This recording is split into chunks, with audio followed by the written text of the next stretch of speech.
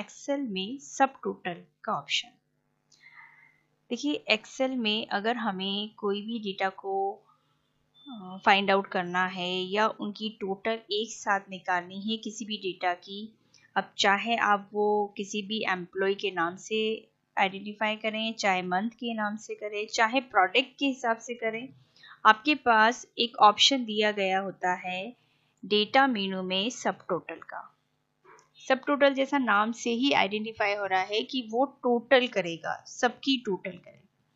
यहाँ पे देखिए एक छोटा सा जो टेबल बना रखा है मंथ वाइज, देखो आपको यहाँ पे अलग अलग मंथ के हिसाब से कुछ प्रोडक्ट दिए गए हैं, उनकी सेल दी गई है।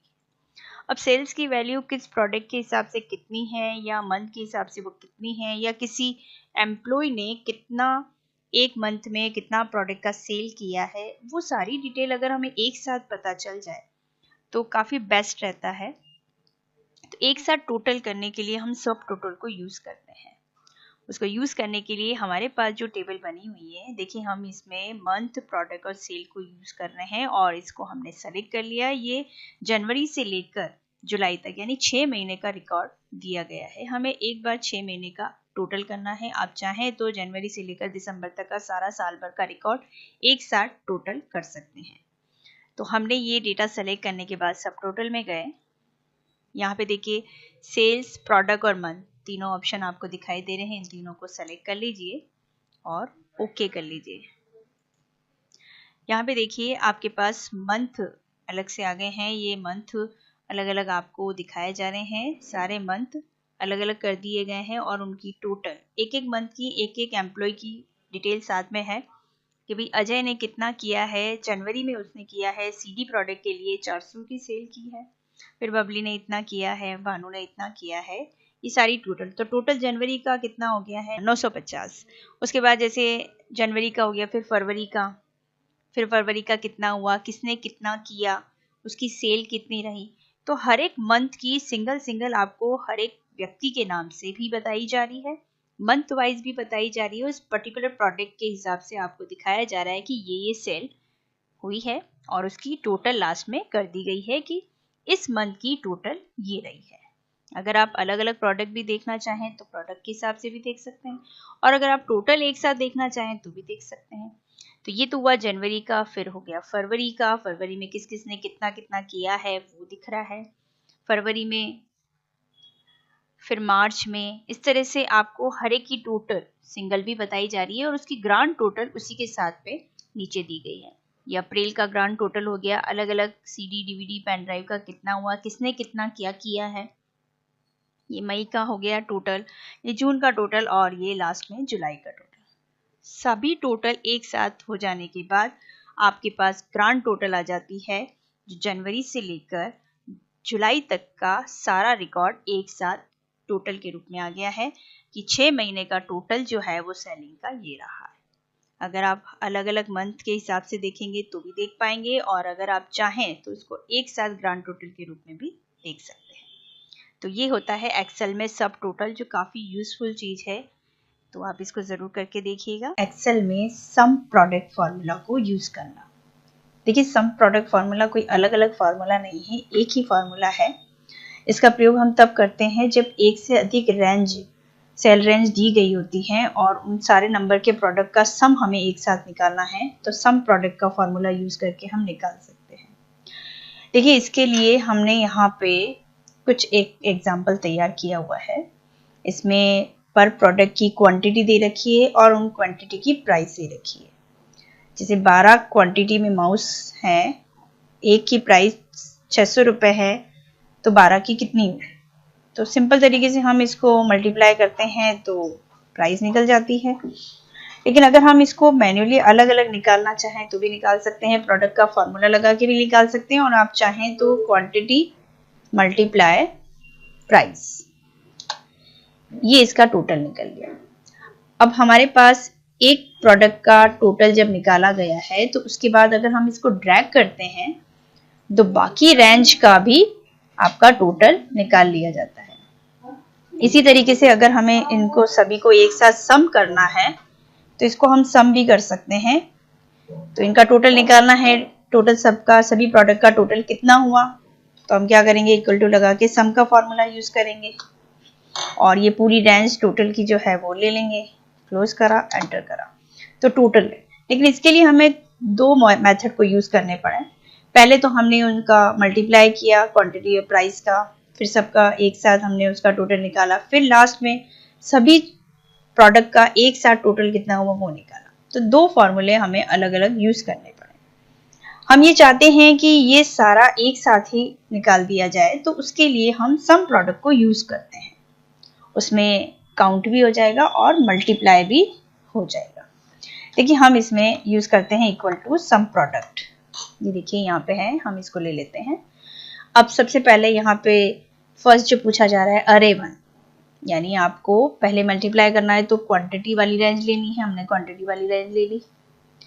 फिर कॉमा लगाया अरे 2, यानी प्राइस वाली हमें रेंज लेनी है, हमने प्राइस वाली रेंज ले ली। फिर इसको क्लोज करके एंटर कर दिया।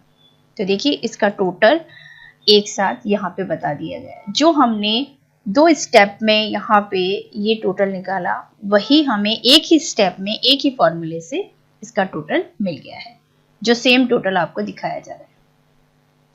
ये वाला ऑप्शन थोड़ा लंबे मेथड में है और ये सिर्फ एक सम का प्रोडक्ट यानी सम प्रोडक्ट वाला हम फॉर्मूला लगा के हम क्वांटिटी, प्राइस और इसकी टोटल, ग्रांड टोटल एक साथ निकाल सकते हैं।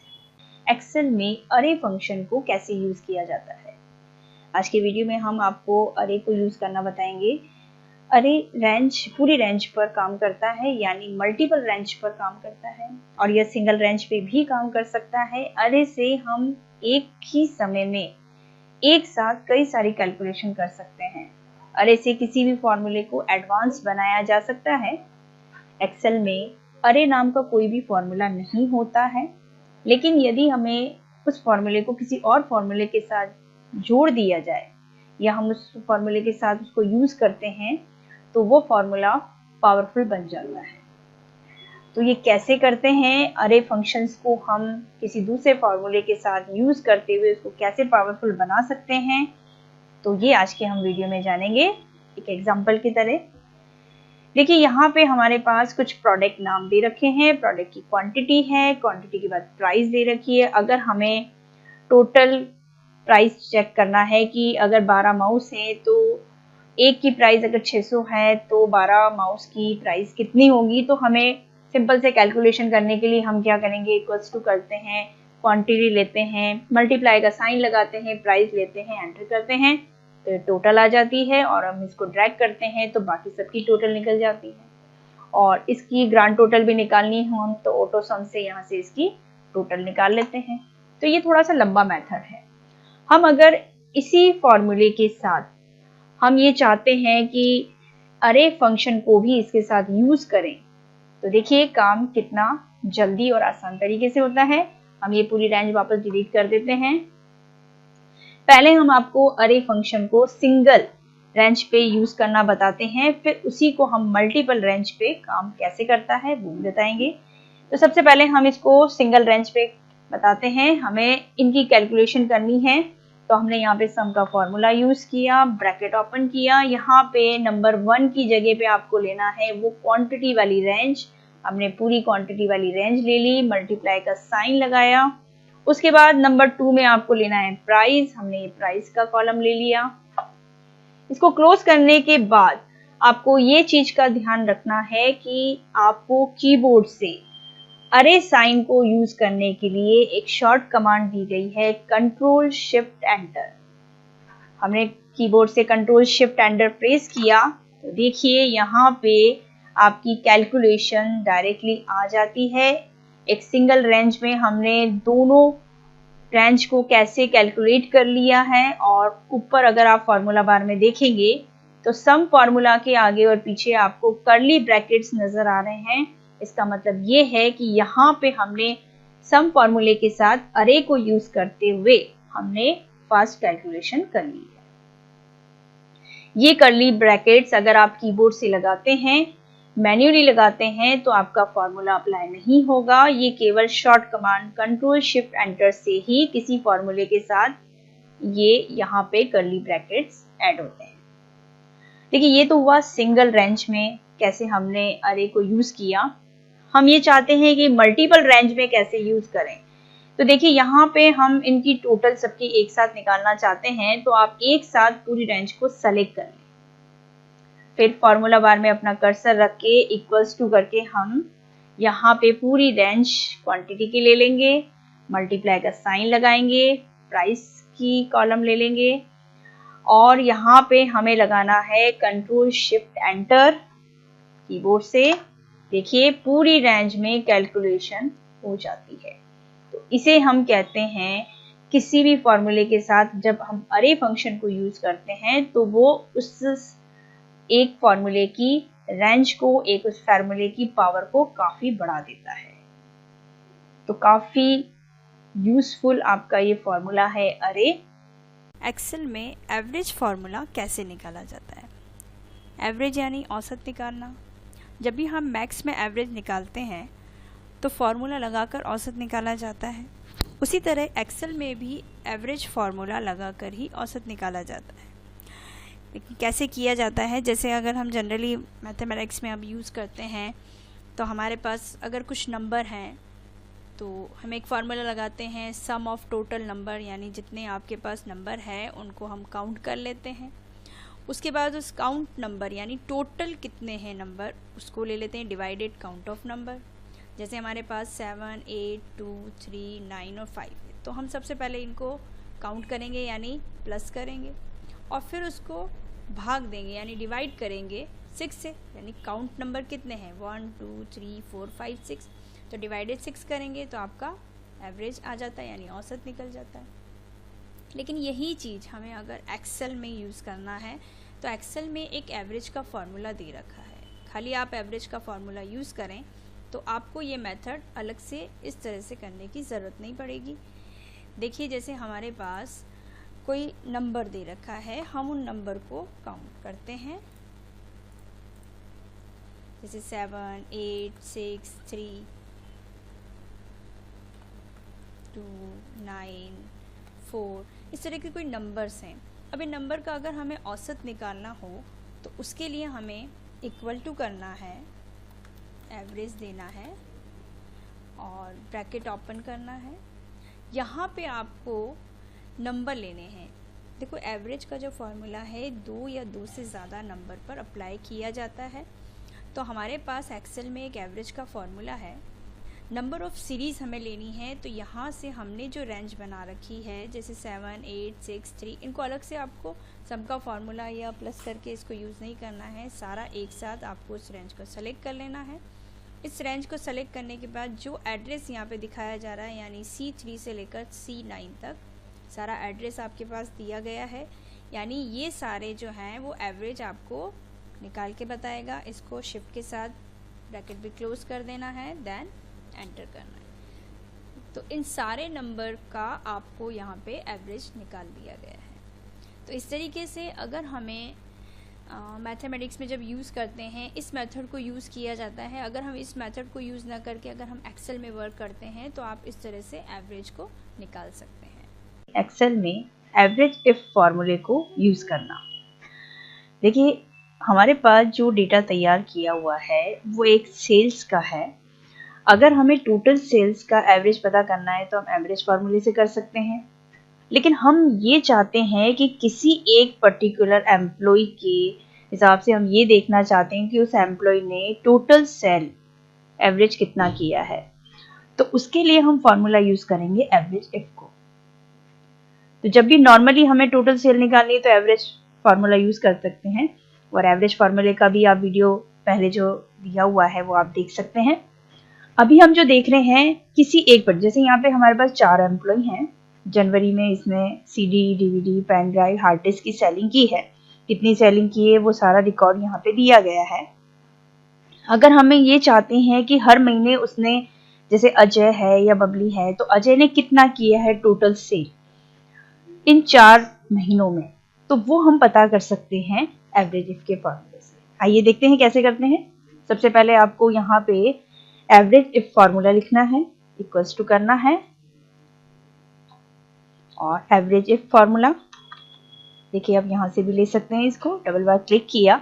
सबसे पहले रेंज पूछी जा रही है, आप किस रेंज के आधार पर एवरेज निकालना चाह रहे हैं। हम ये चाहते हैं कि एम्प्लॉय के नाम के हिसाब से, यानी पर्टिकुलर एम्प्लॉय ने कितना वर्क किया है उसके हिसाब से हमें उसका एवरेज परफॉर्मेंस दिख जाए।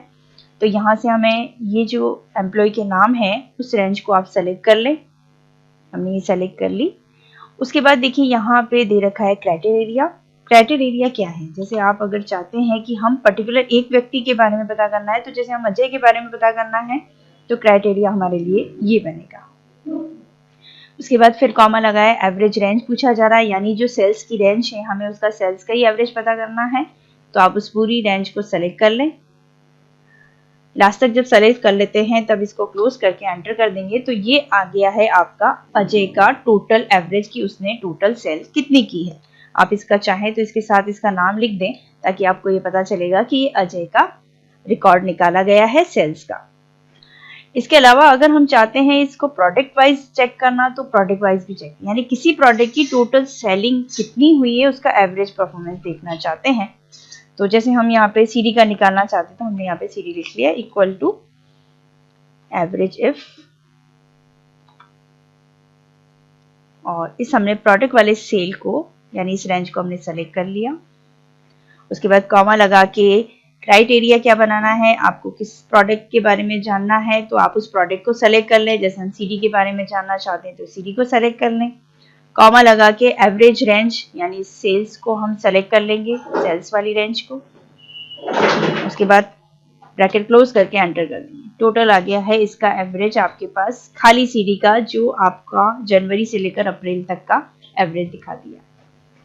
अब देखिए अगर हम इसको चेक करना चाहते हैं तो चेक कर सकते हैं एवरेज फॉर्मूले को यूज करके। अलग अलग का हमें निकालना पड़ेगा, एवरेज निकालेंगे तो एक एक का निकालना पड़ेगा। कैसे निकालते हैं देखिए, हम एवरेज यहाँ पे यूज करेंगे तो यहाँ पे नंबर, जैसे अगर हम पहले अजय का देखना चाहते हैं तो अजय की सेल्स का एक एक सेल हमें सेलेक्ट करके यहाँ पे लेना होगा। देखिए अजय का हमने यहाँ से लिया, फिर कॉमा लगाया, यहाँ से लिया, फिर कॉमा लगाया, यहाँ से। ये इसकी सारी सेलिंग का हमने एवरेज निकालने की कोशिश की है। तो देखो अलग अलग हमें रेंज में से उस पूरी डेटाबेस में से हमें सेलेक्ट करना पड़ा। अब बहुत बड़ा डेटाबेस होगा तो ये हमारे लिए थोड़ा सा परेशानी का कारण बन सकता है कि हम इतने सारे डेटाबेस में से उन सारे सेल को सेलेक्ट नहीं कर सकते। तब हम एवरेज इफ को यूज करते हैं। देखिए अभी तो ये बराबर आपको एवरेज दिख रहा है क्योंकि हमने अलग अलग रेंज, या तो फिर हमने डायरेक्टली एवरेज इफ में क्या किया था, अगर हम पूरा एक साथ रेंज ले लेते तो उसमें से अजय का पूरा रिकॉर्ड एक साथ एवरेज करके निकाल दिया जाता है। नहीं तो हमें एवरेज में अलग अलग रेंज को लेना होता है। तो ये डिफरेंस है एवरेज इफ और एवरेज के फॉर्मूले में। तो आपके बड़े डेटाबेस में आप अगर एवरेज निकालना चाहते हैं पर्टिकुलर एक व्यक्ति के लिए तो आप एवरेज इफ को यूज करके आप पूरे डेटा रेंज में से आप निकाल सकते हैं, चाहे प्रोडक्ट वाइज निकालें चाहे किसी भी एम्प्लॉय वाइज आप निकाल सकते हैं उसकी सेल्स रिकॉर्ड। ये एक्सेल में डी एवरेज फॉर्मूला को यूज करना। देखिए डी एवरेज फॉर्मूला जो है वो हमारे द्वारा दी गई कंडीशन के आधार पर अपनी डेटाबेस में से किसी एक स्पेसिफिक कॉलम के नंबर की एवरेज निकालता है। जैसे हमें यहाँ पे इस टेबल में टोटल की एवरेज निकालनी है किसी एक पर्टिकुलर प्रोडक्ट के हिसाब से। जैसे यहाँ पे हमने एक डेटाबेस तैयार किया है, इसमें प्रोडक्ट अलग अलग दे रखे हैं, उसमें पर बॉक्सेस प्राइस दे रखी, क्वांटिटी और टोटल। हमें टोटल का एवरेज निकालना है किसी एक पर्टिकुलर प्रोडक्ट के हिसाब से। तो यहाँ पे जैसे हमने दे रखा है प्रोडक्ट का नाम रजिस्टर। अब रजिस्टर में यहाँ पे प्राइस पर बॉक्सेस हमने लिया है ग्रेटर देन 500, यानी हमें इस पूरे डेटाबेस में से ये पता करना है कि 500 से ऊपर जिन बॉक्सेस की प्राइजेस हैं उनका टोटल अमाउंट का एवरेज निकाला जाए। तो वो एवरेज निकाला जाता है डी एवरेज से। देखते हैं कैसे करते हैं। सबसे पहले आपको ये जो हेडिंग दी गई है, आपको इस सेम हेडिंग को यहाँ पे किसी अलग सेल में आपको क्राइटेरिया के रूप में बनाना है। तो हमें अब सबसे पहले फॉर्मूला यूज करना है, इक्वल टू लगाया, डी एवरेज फॉर्मूला लेना है और सबसे पहले पूछा जाता है आपसे डेटाबेस। तो आपके पास जो टेबल बनी हुई है उस बनी हुई टेबल को आप सेलेक्ट करें, यानी आपका जो डेटाबेस तैयार है उसको। उसके बाद सेकंड जो ऑप्शन आपको पूछा जा रहा है वो है फील्ड का। फील्ड यानी आप क्या चीज सर्च करना चाह रहे हैं। तो हम सर्च करना चाह रहे हैं टोटल के बारे में, टोटल का एवरेज निकालना है पर्टिकुलर एक प्रोडक्ट का। तो हमने टोटल वाली सेल ले ली। देखो टोटल वाली चाहे तो आप यहाँ से सेल ले लो, चाहे आप वो कॉलम नंबर भी ले सकते हैं। जैसे कॉलम नंबर 4 है तो आप 4 भी लिख सकते हैं। एक और तरीका है, अगर आप चाहें तो इस सेलेक्ट करके आप यहाँ पे इसे हम यहाँ से सेलेक्ट करके F9 प्रेस करेंगे तो यहाँ पे टोटल का देखिए हेडिंग आ गई है और इन्वर्टेड कॉमा के साथ आ गई है, चाहे आप इसको मैन्युअली भी टाइप कर सकते हैं। इसके बाद कॉमा लगा के क्राइटेरिया, जो हमने अलग से जो बनाया हुआ है क्राइटेरिया, जो हेडिंग के साथ का था, उसी को हमें लेना है। हमने वो क्राइटेरिया के रूप में वो हेडिंग हमने सेलेक्ट करी जो हमने अलग से बनाया हुआ है। उसके बाद क्लोज कर देंगे, एंटर कर देंगे। देखिए यहाँ पे इसका एवरेज जो निकाल के आया है वो है 40,500। किसका है? रजिस्टर का, उन बॉक्सेस का जिनकी प्राइस 500 से ऊपर है। जैसे यहाँ पे हम इस डेटाबेस में चेक करते हैं, एक तो रजिस्टर हमें ये दे रखा है जो 900 दे रखा है पर बॉक्सेस की प्राइजेस, और इसका टोटल अमाउंट है 27,000। और दूसरा है रजिस्टर का 600 रुपए, जिसकी पर बॉक्सेस प्राइजेस तो 600 है लेकिन टोटल अमाउंट है इसका 54,000। और एक रजिस्टर और है जो आपके डेटाबेस में, लेकिन उसकी जो प्राइस है पर बॉक्सेस की प्राइस वो है 450, और इसकी प्राइस जो है टोटल प्राइस वो है 13,500। लेकिन हमने जो क्राइटेरिया में जो हमें जो रिजल्ट निकालना है वो है 500 से ऊपर, ग्रेटर देन 500 लिखा हुआ है, इसका मतलब ये है 500 से ऊपर। तो 500 से ऊपर यहाँ पे दो ही कॉलम दे रखे हैं, एक तो आपको 900 रुपए वाला और 600 का। तो इसका टोटल अमाउंट का ये एवरेज निकाल देगा। इसका मतलब ये है कि उस रेंज में 450 वाला जो है रो वो आपका इंक्लूड नहीं हुआ है। देख लेते हैं इसको, एवरेज निकाल के हम देख लेते हैं कि ये डी एवरेज से हमारा आंसर सही आया है या नहीं। तो हम इसका एवरेज निकाल लेते हैं। हमें एवरेज अब किसका निकालना है? सबसे पहले ये चीज का ध्यान रखना है, हमने जो क्राइटेरिया बनाना है और जो पर बॉक्सेस हमने लिखा है ग्रेटर देन 500, तो हमें वही सेल सेलेक्ट करना है। तो एक रजिस्टर जो है जिसकी प्राइस पर बॉक्सेस प्राइस 900 है, तो हमें एक तो कॉलम टोटल वाला ये लेना है यानी सेल। उसके बाद कॉमा लगा के दूसरा जो दे रखा है 600, जिसकी टोटल प्राइस है 54,000, और हमें इसको क्लोज करके एंटर करना है। देखिए सेम प्राइस आपको मिल जाती है। इसका मतलब ये है कि डी एवरेज के थ्रू अगर हम निकालना चाहते हैं बहुत बड़े डेटाबेस में, अगर हमें पर्टिकुलर किसी एक प्रोडक्ट या स्पेसिफिक कॉलम के हिसाब से अगर हमें उसका रिजल्ट पता करना है, तो हम डी एवरेज फॉर्मूले से पता कर सकते हैं, यानी उसका टोटल एवरेज निकाल के आपको बता देता है पर्टिकुलर एक प्रोडक्ट के साथ। तो ये था हमारा डी एवरेज का फॉर्मूला। एक्सेल में डी गेट फॉर्मूला को यूज करना। देखिए डी गेट यानी डेटाबेस में से किसी वैल्यू को ढूंढना। तो किसी भी डेटाबेस में अगर हमें किसी वैल्यू को ढूंढना हो तो हम डी गेट फॉर्मूले को यूज करते हैं। डी गेट फॉर्मूला किसी भी कंडीशन के आधार पर पूरे डेटाबेस में से किसी एक वैल्यू को निकालने के काम आता है। यदि जो कंडीशन हम दे रहे हैं उस कंडीशन के आधार पर डेटाबेस में यदि कोई वैल्यू नहीं मिलती है तो वहां पे वैल्यू एरर आ जाती है, और यदि दो या दो से ज्यादा वैल्यू एक जैसी मिल जाती है तो वहां पर नम एरर आ जाती है। तो देखिए अगर हमें किसी भी एक, आपके पास जो रेंज दी गई है, आपके पास जो डेटाबेस है, उस जैसे हमने यहाँ पे बना रखा है कि प्रोडक्ट नेम, अब प्रोडक्ट नेम में अगर कोई नाम रिपीट हो जाता है तो नम एरर आ जाएगी। और अगर जहां पे आपने वैल्यूज को जो दी है, जो क्राइटेरिया आपने बनाया है, अगर वो वैल्यू वहां नहीं मिलेगी तो वहां पे वैल्यू एरर आ जाएगी। तो देखिए यहाँ पे थोड़ा सा ध्यान ये रखना है कि जब भी आप कोई डेटाबेस तैयार करते हैं और उस डेटाबेस में से किसी एक पर्टिकुलर क्राइटेरिया के आधार पर आप उसको सर्च करना चाहते हैं, तो आप डी गेट फॉर्मूले को यूज करते हैं।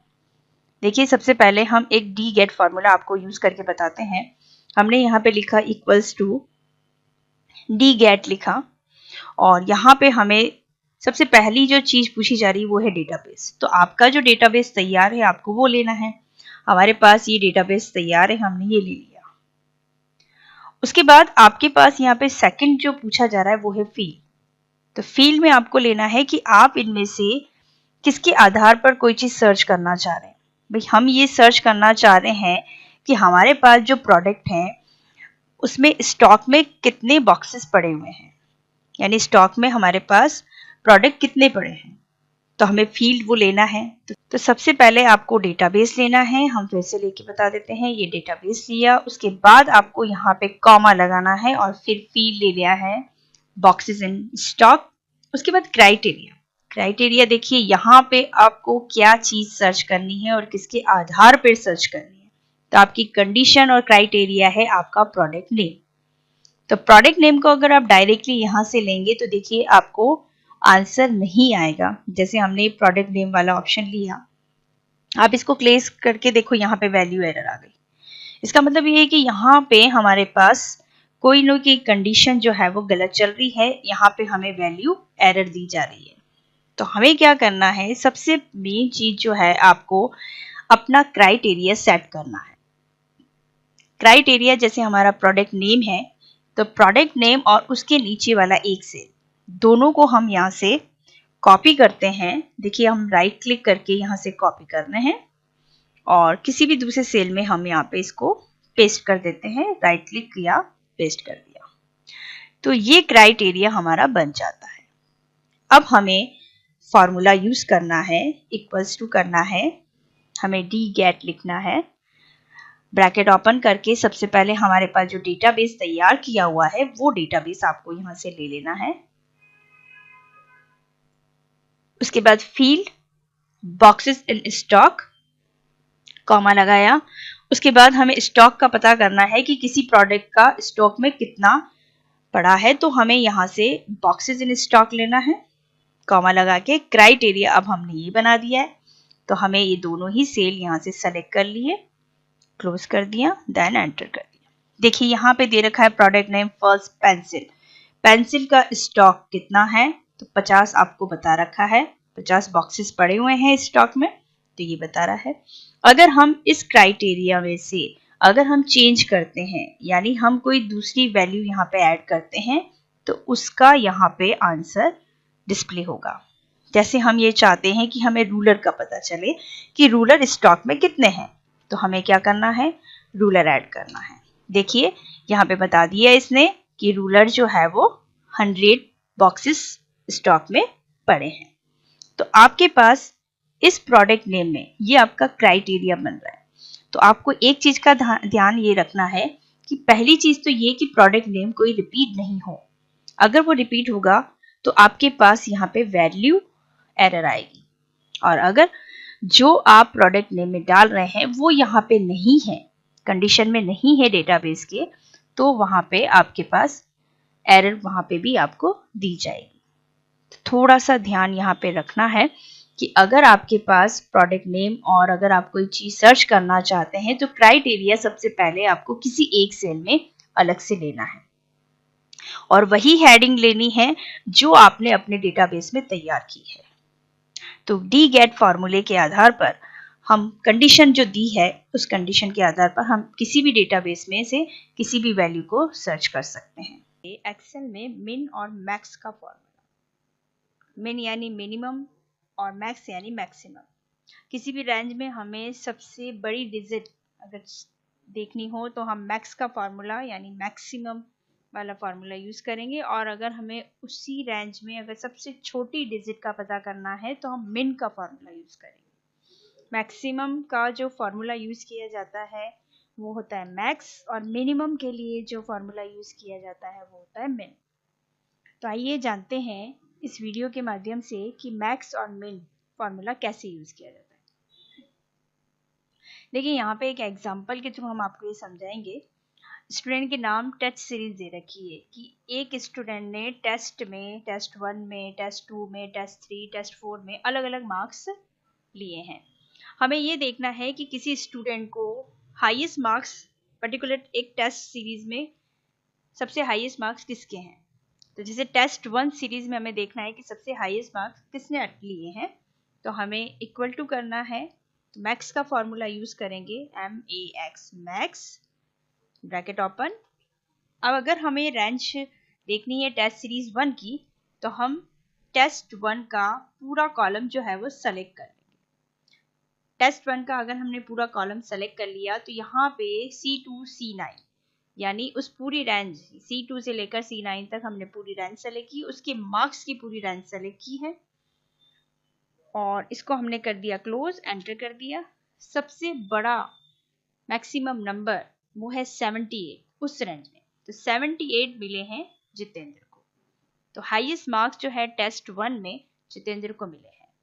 इसी तरीके से सबसे लोअर मार्क्स तो लोअर मार्क्स के लिए मिन का फॉर्मूला, मिनिमम सबसे छोटा नंबर यानी सबसे कम नंबर, कम मार्क्स किसको मिले हैं।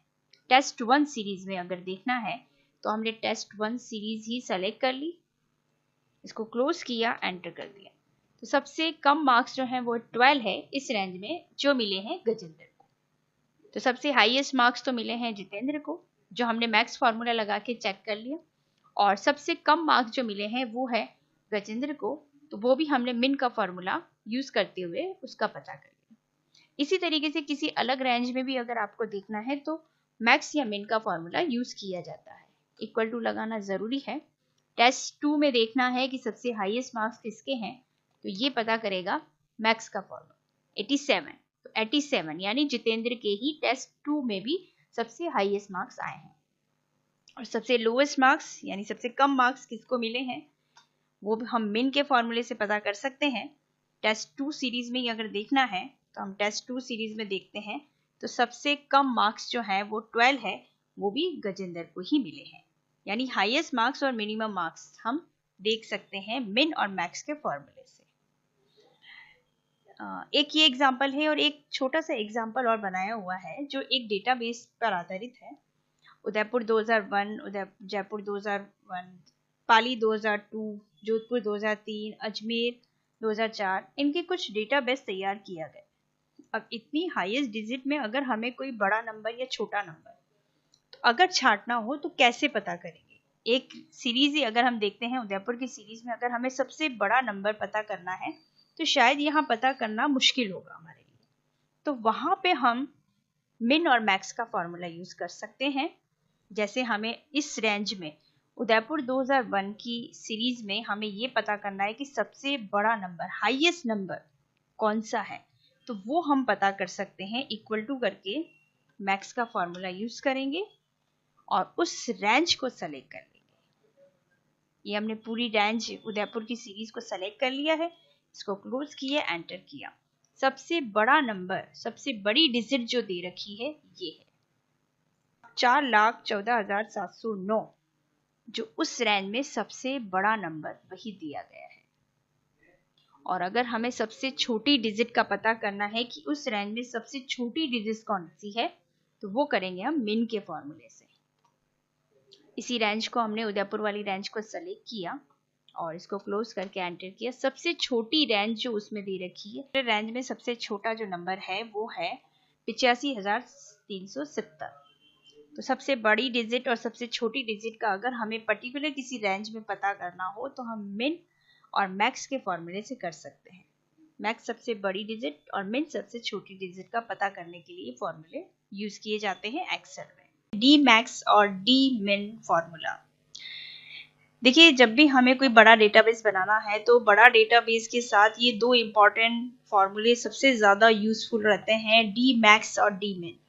डी मैक्स यानी हमारे द्वारा जो डेटाबेस हमने तैयार किया है कैटेगरी एरिया के आधार पे, यानी जो भी हमारा जो उसमें कैटेगरी एरिया है उसके अकॉर्डिंग हमें हमारे डेटा में से सबसे बड़ा नंबर सर्च करना हो तो हम डी मैक्स फॉर्मूले से करते हैं। और डी मिन, यह फॉर्मूला हमारे द्वारा दी गई कैटेगरी एरिया यानी जो भी कंडीशन हम देना चाहते हैं उस कंडीशन के आधार पर हमारे डेटा में से सबसे छोटा नंबर सर्च करता है। यह फॉर्मूला बड़े डेटाबेस पर आधारित होता है, लेकिन अभी जो हम आपको वीडियो बता रहे हैं एक छोटे डेटाबेस पे हम तैयार करके बता रहे हैं। देखिए, यहाँ पर हमने एक ड्रेस मटेरियल का एक एग्जांपल लिया है। अलग अलग ड्रेसेस वगैरह दे रखी है, मटेरियल्स क्या है उसका वो दे रखा है, उसकी साइज दे रखी है, उसका कलर दे रखा है, टोटल पीस कितने हैं वो बता रखे हैं। अब हमें ये देखना है कि किसी पर्टिकुलर ड्रेस टाइप से हम मटेरियल के अकॉर्डिंग कि उस मटेरियल के हमें कितने टोटल पीस दे रखे हैं, उसका मैक्सिमम नंबर ऑफ पीस यानी सबसे बड़ा नंबर अगर हमें ये देखना हो कि सबसे ज्यादा कौन सा है तो वो हम पता कर सकते हैं डी मैक्स से। और वही चीज हम मिनिमम यानी सबसे छोटा नंबर, हम नंबर ऑफ पीस पता करना चाहते हैं तो डी मिन से। तो ये देखिए, हम इसी को हम आपको बताते हैं कैसे करेंगे। देखिए, सबसे पहले यहाँ पे जो टेबल बनी हुई है उस टेबल की जो हेडिंग है वो हेडिंग हमने यहाँ पे कॉपी कर दी है, ताकि आप चाहें तो हर एक ड्रेस मटेरियल के अकॉर्डिंग उसका टोटल पीस देख सकते हैं। जैसे साइज का देखना है तो साइज का देख लिया, कलर का देखना है तो कलर का देख लिया, मटेरियल का देखना है तो मटेरियल का देख लिया। आप चाहें तो सिंगल भी कर सकते हैं और आप चाहें तो सारा एक साथ भी कर सकते हैं, चाहे हम अलग अलग जो कंडीशन देंगे उसके अकॉर्डिंग आपको रिजल्ट मिल जाएगा। तो हमने सारा ही यहाँ पे कॉपी कर लिया है। अब हम सबसे पहले जानना चाहते हैं maximum number of piece legging के रियॉन मटेरियल के कितनी पीस है। तो हम यहाँ पे वो फॉर्मूला लगाएंगे, इक्वल्स टू डी मैक्स। ये डी मैक्स हमने लिखा है, ब्रैकेट ओपन करके ये पूरा डेटाबेस का हमने जो टेबल बनाया हुआ है वो टेबल सेलेक्ट कर लेंगे। इसके बाद यहाँ पे फील्ड दिया गया है, फील्ड में आपको लेना है, जैसे टोटल पीस हमें सर्च करना है तो टोटल पीस वाली हेडिंग। उसके बाद है क्राइटेरिया। क्या है क्राइटेरिया, हमने जो ये अलग से जो कॉपी उसकी हेडिंग की कॉपी बना रखी है वो लेना है। जैसे हमने ये ले लिया और इसको क्लोज कर दिया, देन एंटर। देखिए यहाँ पे लेगिंग रियॉन की जो टोटल पीस हैं वो है 76 पीस हैं। अब हम अगर ये चेक करना चाह रहे हैं कि रेयॉन का चेक करें कि कितने हैं, तो वो कैसे करेंगे। देखो यहाँ पे अगर हम मटेरियल चेंज करते हैं, हम जैसे हमने कॉटन लिया तो कॉटन है 90, रियॉन के तो 76 दिखा रहा है, कॉटन के 90 दिखा रहा है। अगर हम ये चेक करना चाहें तो हम यहाँ पे इसको हाईलाइट कर देते हैं, सारे लेगिंग को हाईलाइट कर देते हैं। आप अलग अलग जो ड्रेस मटेरियल्स हैं उनको आप हाईलाइट कर सकते हैं। अब हमने यहाँ पे ड्रेस मटेरियल का जैसे यहाँ पे ड्रॉप लिस्ट बना रखी है, हमने यहाँ से ड्रॉप लिस्ट कंडीशन फॉर्मेटिंग के अकॉर्डिंग सेट किया हुआ है, वो आप उसका वीडियो देखिएगा, कंडीशन फॉर्मेटिंग को कैसे यूज करते हैं एक साथ।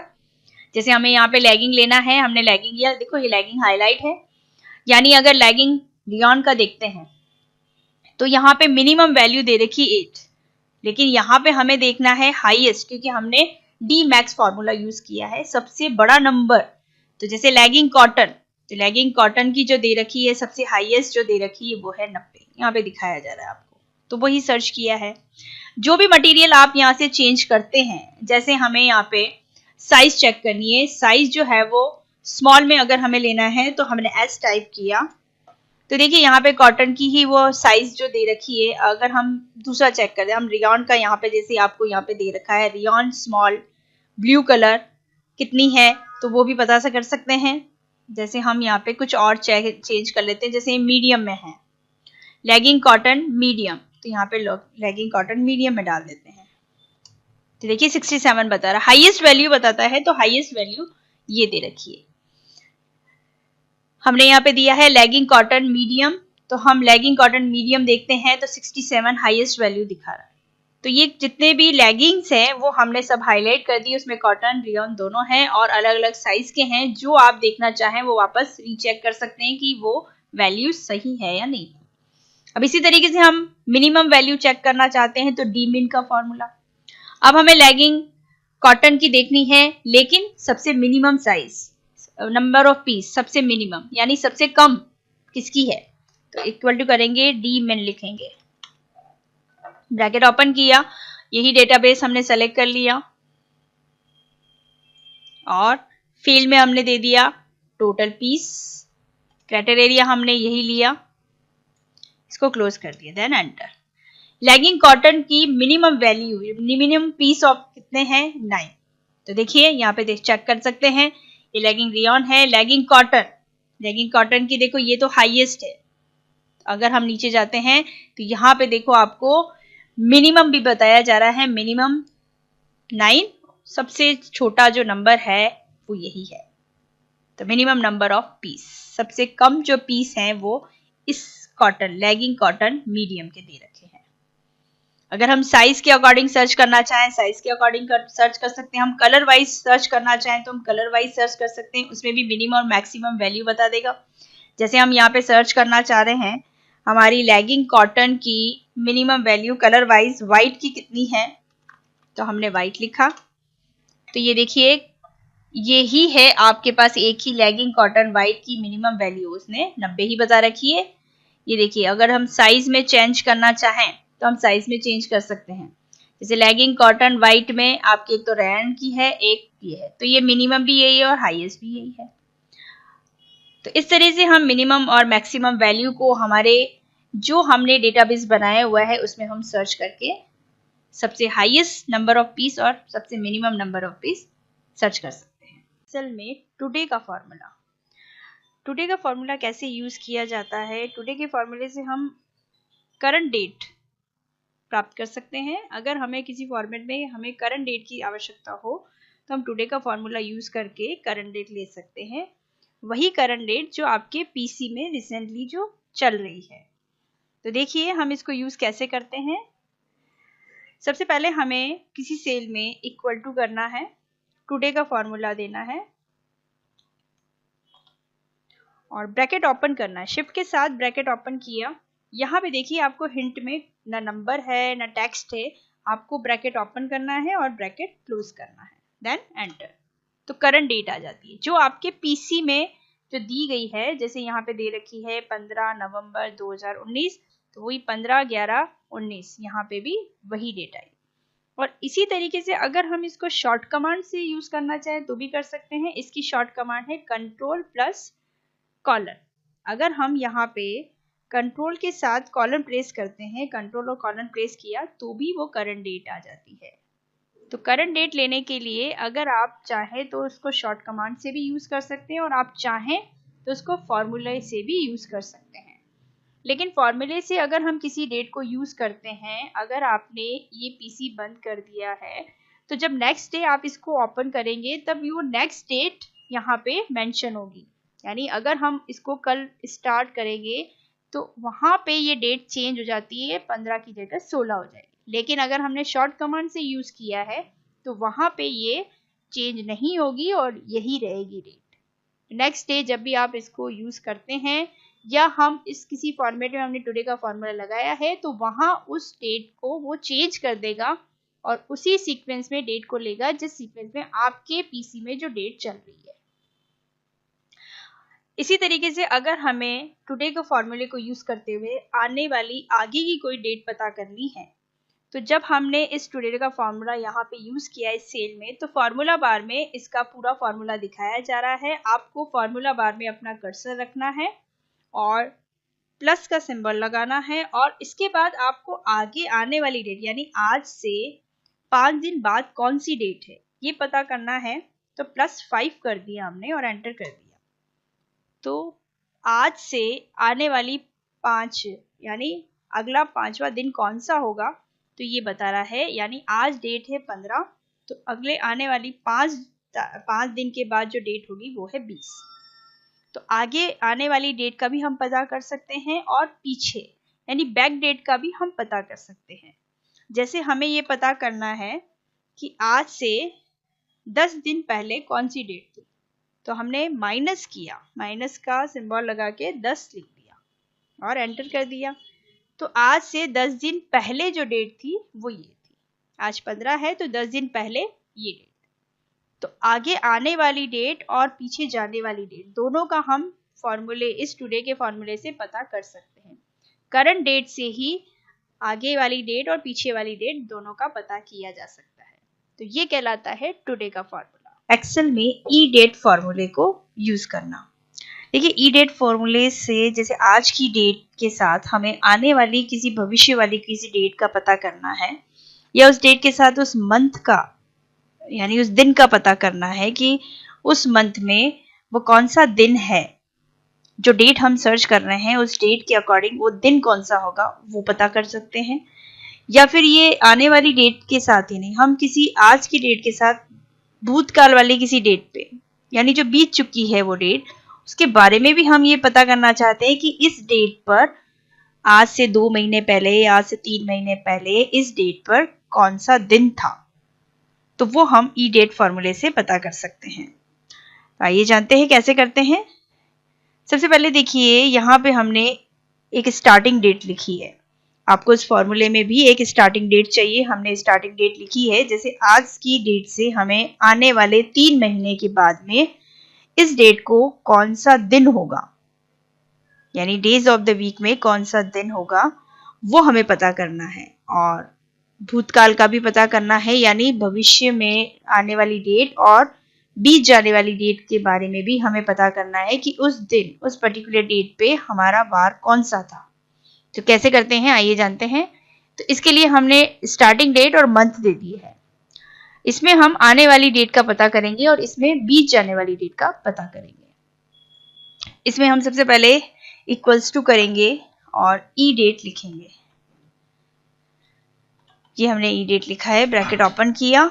यहाँ पे सबसे पहले पूछा जा रहा है स्टार्टिंग डेट। आपको स्टार्टिंग डेट ये देनी है, ये स्टार्टिंग डेट जो हमने ली है वो। उसके बाद कॉमा लगा के मंथ पूछा है। मंथ यानी आज की डेट से कितने महीने बाद की आप डेट पे वो दिन देखना चाहते हैं। जैसे आज से 3 महीने बाद इसी डेट पे कौन सा दिन होगा। तो हमने ये 3 महीने जो लिए हुए हैं उसको सेलेक्ट कर लेंगे, इसको क्लोज कर दीजिए और एंटर कर दीजिए। देखिए यहाँ पे आपको दिखाया जा रहा है वो दिन जो है वो है ट्यूसडे, यानी 3 महीने बाद 31 मार्च 2020 रहेगा और उस दिन जो डे है वो है ट्यूसडे। देखिए जनरली कई बार यहाँ पे अगर नंबर ऑप्शन जनरल दिया गया होता है तो कुछ इस तरह से आपके पास आएगा, तो आप यहाँ से उसको चेंज कर लें। अगर आप शॉर्ट डेट में चाहते हैं, खाली डेट देखना चाहते हैं, तो आज से 3 महीने वाली जो डेट होगी ये होगी 31/3/2020। और अगर आप इसको लॉन्ग डेट में देखना चाहते हैं तो यहाँ पे लॉन्ग डेट आपको दिखा देता है, यानी 31 मार्च 2020 को जो दिन होगा वो होगा ट्यूसडे। और अगर हम बैक डेट में जाना चाहते हैं, यानी पीछे किसी डेट में हम ये देखना चाहते हैं कि उस दिन कौन सा होगा उस डेट पे, तो आपको यहाँ पे देखो माइनस का साइन लगाना होगा, क्योंकि हमें पीछे वाली डेट पे पता करना है, तो इसलिए इसको हमें माइनस मार्किंग में रखना होगा, यानी इसके आगे आपको माइनस लगाना है। इसके बाद देखो वही हमने ई डेट फॉर्मूला यूज किया और ब्रैकेट ओपन करके वही स्टार्टिंग डेट ली। आज की डेट से ही 2 महीने पहले की डेट पर, इसी डेट पर कौन सा डे होगा, यानी कौन सा दिन होगा, कॉमा लगाया। ये हमने -2 जो लिखा हुआ है वो मंथ ले लेना है हमें, क्योंकि हमें भूतकाल की डेट और दिन के बारे में पता करना है। तो आज से 2 महीने पहले 31 अक्टूबर 2019 था और उस दिन जो डे था वो था थर्सडे। तो ये फॉर्मूला ई डेट ये पता करता है आने वाली भविष्य की डेट के साथ उसका दिन कौन सा है वो भी पता किया जा सकता है, या भूतकाल में जो बीत चुका है, जो दिन हमारा बीत चुका है उसके बारे में भी हम पता कर सकते हैं। जैसे आप कोई वेकेशंस प्लान करते हैं और हम देखते हैं कि हमारे वेकेशंस कहाँ से कहाँ तक रहेगी उस दिन में, या हम कोई हॉलीडेज पे जाना चाहते हैं तो उस डेट पे हम देखना चाहते हैं कि उस डेट पे कौन सा दिन चलेगा, तो वो हम पता कर सकते हैं ई डेट से। एक्सेल में नाउ का फॉर्मूला। नाउ का फॉर्मूला कैसे वर्क करता है और उससे क्या होता है वो देखते हैं। तो आज की वीडियो में हम नाउ के फॉर्मूले के बारे में जानेंगे। सबसे पहले आपको इक्वल टू लगाना है। नाउ का फॉर्मूला जो देता है हमें अपनी करंट डेट और टाइम, हमारे जो पीसी में जो चल रही होती है वो करंट डेट और टाइम हमें पता करना है, डेट के साथ टाइम भी करना है, तो हम नाउ का फॉर्मूला यूज करते हैं। तो हमें इक्वल टू करना है, नाउ लिखना है, ब्रैकेट ओपन करना है, ब्लैंक है यहाँ पे तो हमें भी ब्लैंक ही छोड़ना है, bracket open bracket close, enter. तो करंट डेट के साथ टाइम भी मेंशन होता है। अगर आप खाली डेट चाहते हैं तो टुडे के फॉर्मूले से लिख सकते हैं। ये वीडियो हमने पहले भी बनाया हुआ है टुडे का, आप उसको ज़रूर देखें। लेकिन अगर हमें डेट के साथ टाइम मेंशन करना है तो हम यहाँ पे खाली नाउ का फॉर्मूला यूज़ कर सकते हैं। और अगर आप चाहते हैं कि मुझे सिर्फ टाइम ही चाहिए, सिर्फ हम टाइम चाहते हैं, हमें डेट नहीं चाहिए, तो हम एक शॉर्ट कमांड को यूज़ कर सकते हैं, कंट्रोल शिफ्ट कॉलन। तो इससे आपको सिर्फ टाइम मिल सकता है। डेट के फॉर्मूले से यानी टुडे के फॉर्मूले से हम डेट ला सकते हैं, यानी हमारे पास जो करंट डेट हमारे पीसी में जो चल रही है वो करंट डेट लाने के लिए हम टुडे का फॉर्मूला यूज़ करते हैं। और डेट के साथ अगर टाइम भी मेंशन करना है तो नाउ का फॉर्मूला यूज़ करते हैं। और टाइम भी केवल हमको सिर्फ टाइम की ज़रूरत है तो हम इसको शॉर्ट कमांड से यूज़ कर सकते हैं, कंट्रोल शिफ्ट कॉलन से। ये चीज़ का ध्यान रखिएगा कि जो आपके पीसी में जो डेट मेंशन की गई है, जो टाइम मेंशन किया गया है, वही यहाँ पे उस फॉर्मूले में दिखाएगा। एक्सेल में 3 फॉर्मूले, काउंट, काउंटा और count blank. Count formula work करता है न्यूमेरिक डेटा पर, जो हमें सीरीज नंबर पता करके बताता है कि टोटल सीरीज कितनी है न्यूमेरिक डेटा की। और काउंटा फॉर्मूला वर्क करता है, वो भी सीरीज नंबर ही बताता है, लेकिन टोटल टेक्स्ट और न्यूमेरिक दोनों की बता सकता है। और काउंट ब्लैंक, अगर आपके किसी टेबल में कोई ब्लैंक सेल रह जाता है तो वो काउंट करके बता देता है कितने ब्लैंक सेल हैं। तो ये तीनों फॉर्मूले आज के वीडियो में हम देखेंगे। आइए जानते हैं। सबसे पहले हम देखते हैं काउंट का फॉर्मूला। देखो, काउंट का फॉर्मूला हमें न्यूमेरिक डेटा पे अप्लाई करना है, तो हमने न्यूमेरिक डेटा ले रखा है, हमने लिखा काउंट का फॉर्मूला, ब्रैकेट ओपन करके न्यूमेरिक डेटा की सीरीज हमने सेलेक्ट कर ली। हमें ये काउंट करना है कि टोटल सीरीज कितनी है, टोटल कितने सेल में आपने डेटा ऐड किया हुआ है उसे। हमने इसको क्लोज किया, एंटर किया। टोटल सीरीज जो है वो 8 है। हम इसको मैन्युअली अगर काउंट करना चाहें 1 2 3 4 5 6 7 8 हो गए। टोटल सेल में जो नंबर दे रखे हैं वो 8 हैं, यानी सीरीज उसकी 8 है। उसी तरीके से अगर हम काउंटा को यूज करते हैं तो काउंटा फॉर्मूला टेक्स्ट और न्यूमेरिक दोनों पे अप्लाई करता है, लेकिन हम इसको अभी टेक्स्ट पे अप्लाई करते हैं। ये है काउंटा। हमने ये सीरीज सेलेक्ट कर ली। जहां से आप सीरीज सेलेक्ट करते हैं उसी रेंज से ये काउंट करता है। इसको क्लोज किया, एंटर किया। टोटल सीरीज हो गई 10। 1 2 3 4 5 6 7 8 9 10। टोटल हो गई सीरीज 10। तो इसने काउंट के फॉर्मूले से हमें ये पता चल गया कि न्यूमेरिक डेटा की जो सीरीज है वो कितनी है। और उसी तरह से काउंटा फॉर्मूला से हमें टेक्स्ट की सीरीज का भी पता चला। लेकिन अगर हमें किसी भी टेबल में से ब्लैंक सेल काउंट करना है तो उसके लिए यूज करेंगे काउंट ब्लैंक वाला फॉर्मूला। हमें लिखना है काउंट ब्लैंक। हम यहाँ से लिस्ट में से भी ले सकते हैं। उस रेंज को सेलेक्ट करना है जिस रेंज से आपको ब्लैंक सेल काउंट करने हैं। इसको क्लोज करना है, एंटर करना है। टोटल है 3 सेल जो ब्लैंक हैं। उस टेबल में, उस रेंज में टोटल सेल जो खाली हैं वो है 3। तो उसने काउंट कर दिया और बता दिया। तो काउंट, काउंटा और काउंट ब्लैंक बहुत ही इंपॉर्टेंट फॉर्मूले हैं एक्सेल में। तो इनका यूज कैसे करते हैं जो हमने आपको इस वीडियो के माध्यम से बताया, उसको जरूर ट्राई करें। एक्सेल में काउंटिव फॉर्मूला। देखिए, काउंटिव फॉर्मूला क्या होता है उसको हम आपको एक छोटी सी अटेंडेंस शीट के माध्यम से हम बताना चाह रहे हैं।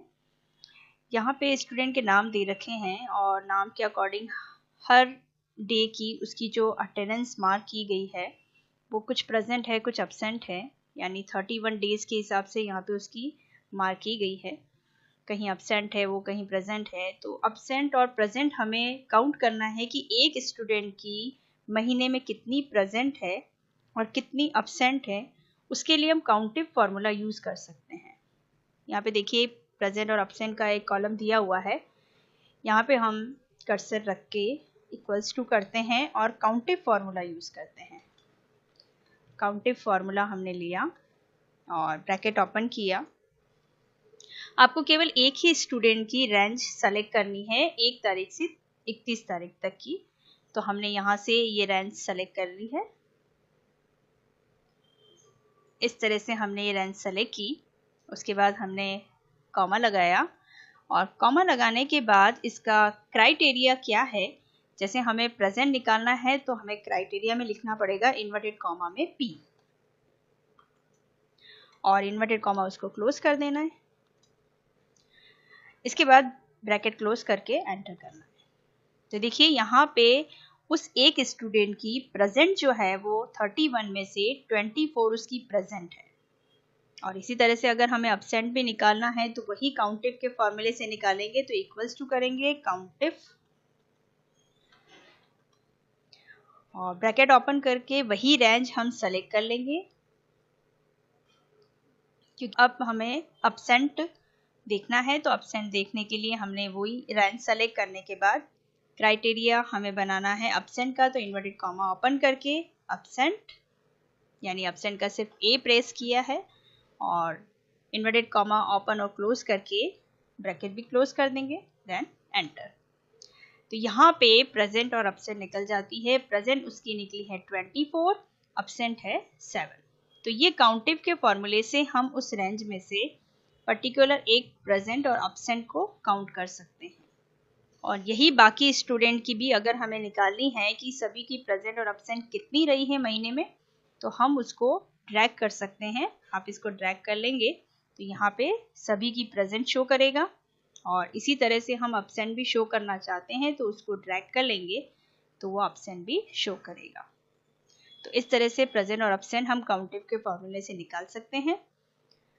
इसके अलावा इसी चीज को हम एक नेक्स्ट एग्जाम्पल के थ्रू भी बता सकते हैं। देखिए काउंटिव का एक नेक्स्ट एग्जाम्पल हम देखते हैं। यहाँ पे आपके पास एक टेबल बनी हुई दिख रही है। इसमें स्टूडेंट के नाम, class, maximum marks, English subject दे रखा है, Hindi, maths, science, history, computer, ये सारे अलग अलग सब्जेक्ट दे रखे हैं। अलग अलग सब्जेक्ट में मार्क्स ऐड किए हुए हैं, ग्रांड टोटल निकाली हुई है, परसेंटेज निकाली। अब हमें काउंटिव का फॉर्मूला लगा के ये पता करना है कि 60% से ऊपर कितने बच्चे हैं, यानी जिनके 60% से, यानी जो बच्चे फर्स्ट डिवीजन में आए हैं वो कितने स्टूडेंट हैं इनमें से। तो वो हम काउंटिव के फॉर्मूले से पता कर सकते हैं। तो उसके लिए हम वापस काउंटिव का फॉर्मूला यूज करेंगे। हमने काउंटिव का फॉर्मूला ऐड किया है, ब्रैकेट ओपन किया है। अब यहाँ पे आपको जो रेंज लेनी है वो परसेंटेज की रेंज लेनी है, क्योंकि हमें परसेंटेज देखना है कि 60% से ऊपर किन किन बच्चों को मार्क्स मिले हैं। तो वो हमें देखने के लिए वो परसेंटेज वाली सेल या परसेंटेज वाली रेंज जो है आपको सेलेक्ट करनी है। ये हमने सेलेक्ट कर लिया। अब यहाँ पे आपसे पूछा जा रहा है क्राइटेरिया। क्राइटेरिया जो है वो है हमारा यहाँ पे 60% से ऊपर वाले बच्चों के लिए। तो हमें कॉमा लगाना है सबसे पहले, उसके बाद इन्वर्टेड कॉमा ओपन करना है, ग्रेटर देन का सिंबल लगाना है क्योंकि 60% से ऊपर वाले बच्चे देखने हैं, और हमें 60 लिखना है। इसके बाद इन्वर्टेड कॉमा क्लोज करना है, फिर ब्रैकेट क्लोज करके एंटर कर देना है। तो देखिए 7 बच्चे ऐसे हैं जो फर्स्ट डिवीजन में आ रहे हैं जिनके 60% से ऊपर है। तो यहाँ पे हमारे पास देखिए एक तो ये है 63% है, यानी एक काउंट ये हुआ। उसके बाद दूसरा काउंट ये हुआ। आप अगर उसमें सर्च करना चाहें तो देख सकते हैं, ये 62 यानी 60 से ऊपर हो गया है। एक है 84% है, 85 भी उसी में काउंट हुआ है, 85 भी उसी में काउंट हुआ है, 67 भी उसी में काउंट हुआ है, और 79 भी उसी में काउंट हुआ है। तो टोटल मिला के हो गए 7। तो 7 जो स्टूडेंट्स हैं उनके 60% से ऊपर मार्क्स आए हुए हैं। तो हम ये काउंटिव के फॉर्मूले से पता कर सकते हैं। इसके अलावा अगर हमें ये पता करना है कि कितने बच्चे, जैसे अभी ये टोटल बच्चों का बता दिया है कि टोटल हमारे पास जो बच्चे थे उनमें से ये परसेंटेज निकाले हुए हैं, और परसेंटेज में हमने ये भी पता कर लिया कि 7 बच्चे टॉपर हैं। लेकिन अब इसमें ये पता करना है कि इन सभी बच्चों में बॉयज़ भी हैं और गर्ल्स भी हैं, लेकिन हमें बॉयज़ और गर्ल्स अलग अलग करने हैं कि कितने बॉयज़ ने परसेंटेज अच्छे लिए हैं या कितने गर्ल्स ने परसेंटेज अच्छे लिए, यानी एवरेज परफॉर्मेंस बॉयज़ का अच्छा रहा है या गर्ल्स का।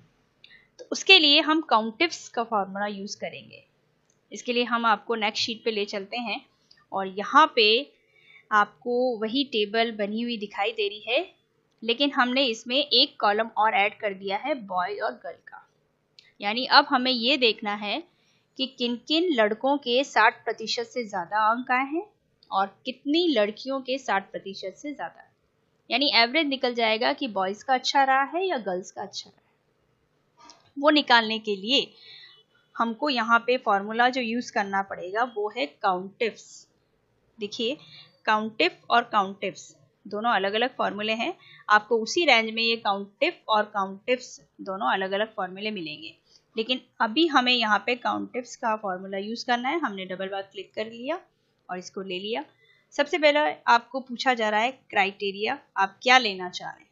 तो क्राइटेरिया हमारे पास जो बॉयज़ और गर्ल्स का जो बना हुआ है, क्योंकि हमें दोनों का एवरेज परफॉर्मेंस देखना है, तो इस पूरी रेंज को हम सेलेक्ट कर लेते हैं। ये सेलेक्ट करने के बाद यहाँ पे आपसे रेंज पूछी जा रही है, रेंज हमने दे दी है, फिर क्राइटेरिया क्या है वो आपको लेना है। तो हमारे लिए क्राइटेरिया है ये बॉय वाला सेल, क्योंकि बॉय का और गर्ल का अलग अलग निकालना है, तो हमें सबसे पहले बॉय का सेल ले लेना है। उसके बाद आपसे यहाँ पे पूछा जा रहा है, कॉमा लगाएंगे, नेक्स्ट क्राइटेरिया क्या है, रेंज 2। तो अब हमारे पास क्राइटेरिया रेंज यानी बॉय और गर्ल की हमें परसेंटेज रेंज देखनी है। तो परसेंटेज वाला जो कॉलम बना हुआ है उसे आप सेलेक्ट कर लीजिए। हमने सेलेक्ट कर लिया। अब कॉमा लगा के यहाँ पे हमें जो रेंज देने के बाद जो क्राइटेरिया हमें देना है वो है 60% से ऊपर वाले बच्चों का। तो कॉमा लगाने के बाद इन्वर्टेड कॉमा ओपन किया, उसके बाद ग्रेटर देन का सिंबल लगाया और 60% के लिए लिख दिया और इसको शिफ्ट के साथ इन्वर्टेड कॉमा वापस क्लोज करेंगे, उसके बाद ब्रैकेट क्लोज करेंगे और एंटर करेंगे। देखिए यहाँ पे 5 बॉयज ऐसे हैं जिनको 60 से ऊपर परसेंटेज मिले हैं। अब हमें बॉयज का एवरेज निकाल लिया है, फिर हमें गर्ल्स का निकालना है। तो गर्ल्स का निकालने के लिए भी वही हम यूज करेंगे, इक्वल्स टू करेंगे काउंटिफ्स। ये काउंटिफ्स हम यहाँ से ले लेंगे। उसके बाद क्राइटेरिया रेंज, तो वही बॉय और गर्ल वाली रेंज लेंगे हम। उसके बाद यहाँ पे आपको क्राइटेरिया रेंज के बाद में क्राइटेरिया क्या देना है, वो हमें देना है गर्ल्स वाली सेल को, क्योंकि हमने पहले निकाला था बॉयज का, अब हमें निकालना है गर्ल्स का। तो गर्ल्स का कोई भी सेल आप यहाँ से ले सकते हैं। उसके बाद हमें क्राइटेरिया रेंज, वही परसेंटेज वाली रेंज लेनी है हमें। उसके बाद यहाँ पे हमें 60% इन्वर्टेड कॉमा में ग्रेटर देन 60